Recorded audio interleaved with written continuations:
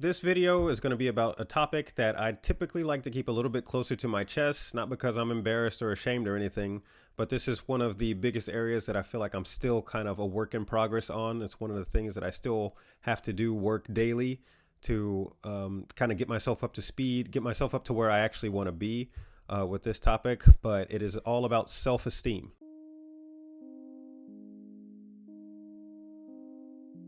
I had a really hard time doing anything before I dealt with my self-esteem issues. I needed to build my self-esteem first. I believe that you need to build your self-esteem before you build anything else, because if you don't, there will be cracks in everything that you do. And I don't mean necessarily just physical cracks, which you can have cracks in your actual physical products that you produce, but more likely you will have cracks in yourself, and people will perceive these cracks and they'll use those things to throw negativity and attack you with criticism in order to basically just make you crumble. I know that we usually attach something like self-esteem to physical appearance or confidence or pride, but it goes so much deeper than that. Low self-esteem was at the center of most of the problems that I had when I was younger. And that's because my own low self-esteem was constantly telling me that I didn't deserve anything, that I did not belong, and that other people were better and more important than me, so I deserve to be treated like crap. If that at all sounds familiar to you, I just want to let you know that those destructive voices are not true, but you have to put an end to it. It took a lot of unpacking for me to understand why I had low self-esteem and how low my self-esteem actually was. On the surface, I felt like I was somebody who was smart and capable, and I thought that I was pretty good looking, which was really ironic because when it came to my physical appearance, I loved working out. I loved going to the gym. I loved lifting weights. But over time, I realized that this wasn't something that I was doing just so that I could be healthy. It was really something that I could use kind of as my leverage over other people. So I always looked at fitness kind of as a means of competing with other people. It was very subtle because it's really easy to hide behind just saying, oh, I just love going to the gym. But my issues were pretty deep rooted, and it kept me in the constant spin cycle of feeling like I needed approval. I had to eventually realize that fitness is not about competing with other people. It's working out so that I can be the best that I can be physically. And that basic concept translated over a lot of things that I did in my life. Nobody else had to recognize that I was fit or strong in order for me to feel good about myself. And don't get me wrong, it's nice to have your hard work in the gym be acknowledged by somebody. But when you're working out purely for the sake of being recognized by somebody else, that's when it gets toxic. That's when it becomes toxic and becomes kind of a slippery slope. And that usually indicates low self-esteem. Okay, so beyond fitness, we live in a really connected world. And as humans, we are just social by nature. So when we add in the internet and sprinkle in all this social media, we have to realize that we are actually super connected. We haven't been able to communicate with this many people to this degree at any point in human history. We can share every picture we have and every opinion we have with pretty much the entire world and get instantaneous feedback. When the masses heap praise and admiration on us for the things that we post and share, we feel victorious and confident in the lives that we are living. But the internet can also be a really nasty place, and sometimes those pictures and opinions that we share can draw the ire of a lot of people. And that's when things can turn sour. Social media has already been scientifically proven to have negative impacts on our moods, our confidence, and even our physical health. So I'm not saying that we shouldn't use social media.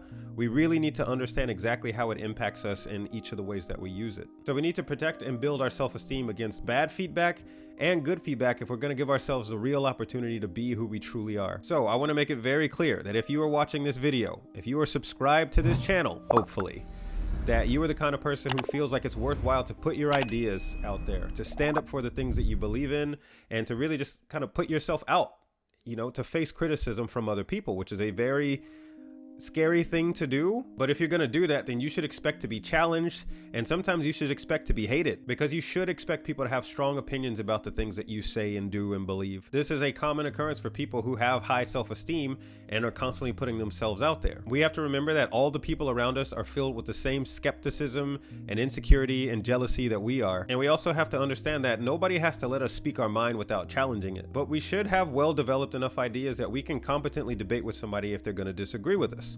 This is just a system of checks and balances that goes with being someone who wants to put ideas kind of out into the atmosphere. Self-esteem will insulate you from getting too high or low on praise or criticism. And the less swayed you are by outside forces, the more productive you can be overall. So I just want to share a few more of my own little skeletons.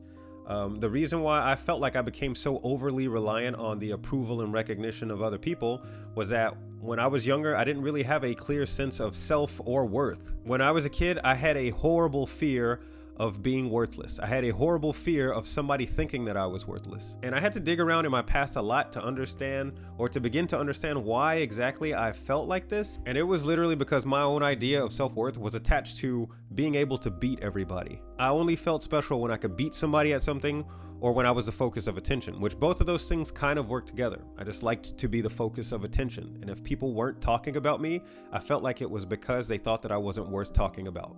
It made me feel not special. I constantly felt like I had to prove to people that I was special by winning things or constantly being the topic of discussion. So of course I realized that I could not beat everybody at everything. So as any normal child, I guess during this period, that's when I resorted to lying about everything.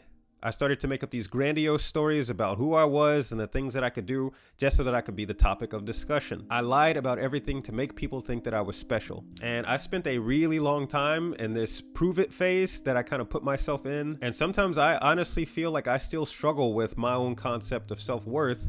And I'm not asking for any pity. I'm not blaming anybody else for this. This is something that I've acknowledged about the way that I am. And I've started to dig myself out, and I've made a lot of progress. I guess it's important to just remember that there are a lot of other factors that play a role in developing our self-esteem, especially when we're young. As a child, my idea of my own self-worth was dictated to me by somebody else. And I never paid attention to it, really. It's just something that I accepted as truth. As a child, I always was treated like I was less than. I was treated like I was nobody special. And when people treat you like you are not special, if you give that long enough, especially for a kid, you begin to internalize that. So you start acting like there's nothing special about you. So I grew up believing a lot of lies about myself. Even though there are a lot of outside forces that affect the way that our self-esteem develops, we are ultimately in control of the things that we internalize. And it's really difficult when you're young because you're so reliant on your parents and other adults and your friends to kind of tell you the way that the world works. But sometimes the people who are responsible for taking care of us when we are children, they don't have a very good sense of their own worth, so they're usually not very good examples. So the way that I define self-esteem is the lens that we filter all of our feelings, thoughts, and actions through in order to determine what we feel about ourselves. It's how we get our sense of identity and worth. If somebody is treating you badly or being disrespectful towards you, your self-esteem is what either allows them to do it or tells them, hey, this needs to change. I don't like the way that you're treating me, and you're going to change it or there's going to be consequences. Self-esteem is what gives you the I am what I am, and I'm completely secure in who I am feeling. And this feeling helps you to minimize what other people think and feel about you. Your self-esteem is what empowers you to assert yourself when necessary, respect yourself, and demand that other people respect you. And we can usually identify our self-esteem levels by the internal dialogue that we tell ourselves as we experience life. It's the narrative that you make all your experiences fit into. Self-esteem is something that you must build for yourself, and I emphasize the build for yourself portion of that. People with underdeveloped self-esteem have had their limits set by somebody else. They are usually afraid to do things on their own. They're afraid to speak out, and they tend to not be very ambitious because they need the safety of their comfort zone. And this keeps them close to things that they recognize. And this kind of makes them non-threatening because they usually can't handle confrontation. People with low self-esteem hardly ever go out on a limb for anything because they don't trust their own ability to defend their opinions or their actions. They usually take things that people say about them very personally because they don't have a well-defined sense of self. They don't have a well-established view of who they are, and they need people to validate and approve of them constantly. People with low self-esteem are usually very, very needy. Now, I'm not being down on the people who have low self-esteem because remember, this is the same boat that I'm in. This is the same place that I came from.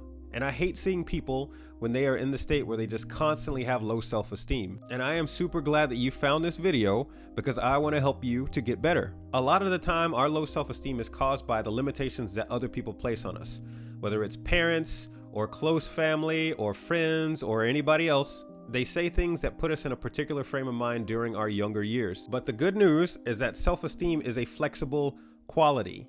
Now, it can shrink, but it can also grow in the right environment. Building self-esteem is a process that does not happen overnight, but remember that it impacts your entire life, so it's definitely worth taking the time to actually build. I think that you should be free to experience life on your own terms. You should have your own guidelines for how to be successful in life, not just how to fit in and make people like you. Self-awareness is what will ultimately be the difference maker in this situation. Self-awareness is the manifestation of understanding yourself and your value. It's the understanding that you aren't competing with anybody else. You don't have to compare yourself with anybody else. It is the power to be freely and easily just who you really are, because you don't have to be at war with yourself. You don't have to constantly go through identity crises. So the best way to raise your self-esteem is to just accept yourself. And I don't want to sound too philosophical or too weird with all of this, but you need to be able to accept yourself. And I think that means through a thorough examination of who you are. Cut out the outside expectations.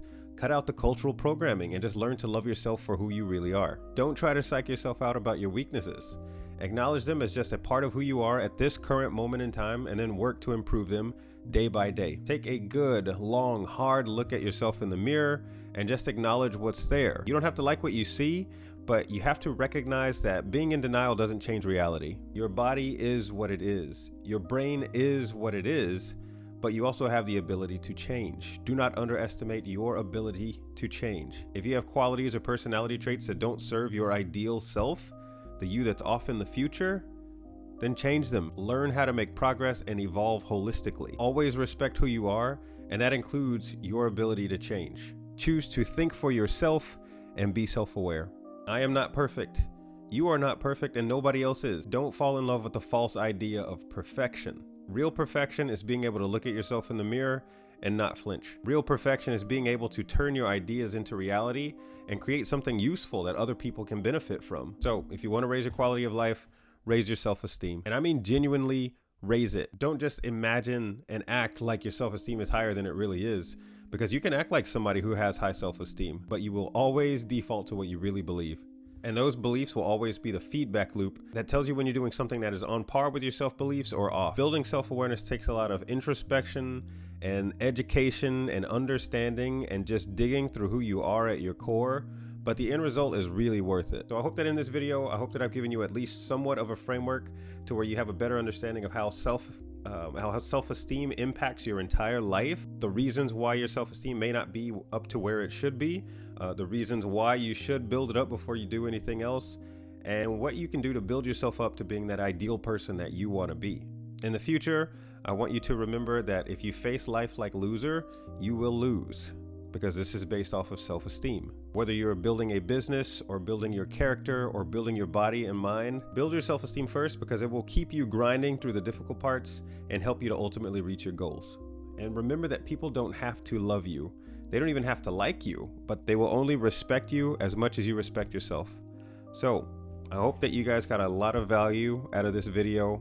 Like I said, this is something that's a little bit more introspective. It's something that I kind of guard for myself, but I think it's really important that this message is really what gets out, that'll kind of help people to be able to build themselves up, and then ultimately then they can start to work on being supremely self-aware and being financially independent. So I've been leaning a lot more with my recent videos talking about just kind of identity and person and, you know, just kind of the innate human qualities. So I hope that you guys have enjoyed the content that I've put out recently, but I'm going to start getting more into the business side of things. So if you're looking forward to that kind of content, it is coming very, very soon. But I will always come back to leaning on self-awareness, because I think that people need to get themselves together first before they get financially together, because a lot of people think that money will solve their problems when it actually won't.